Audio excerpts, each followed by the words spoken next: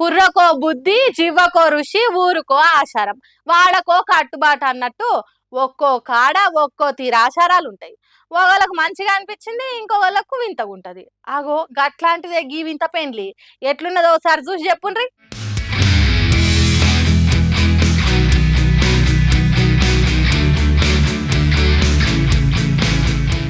అదేంది పిల్లగానికి చీర కట్టిండ్రు ఏంది ఇది అనుకుంటుర్రా? ఈ పెండ్లి స్పెషాలిటీ గదే మరి. ఓ తీరుగా చెప్పాలనంటే ఇది జంబలకడి పాంబ పెండ్లి అన్నమాట.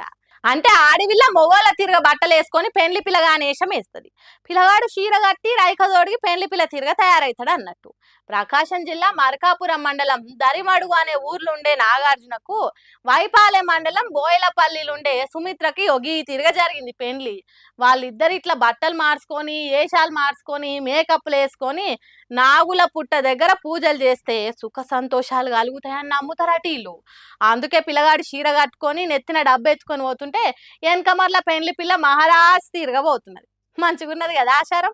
పిల్లగాడి ఇంటికాడ ఉండి బువ్వ కూర ఉండాలి, పిల్ల ఆఫీస్కి పోయి జాబ్ చేయాలంటేనే తక్లీఫ్ అవుతుంది కదా. మరి వీళ్ళు అనుకున్నట్టే సుఖ సంతోషాలు కలగాలని కోరుకుందాం. ఏమంటారు?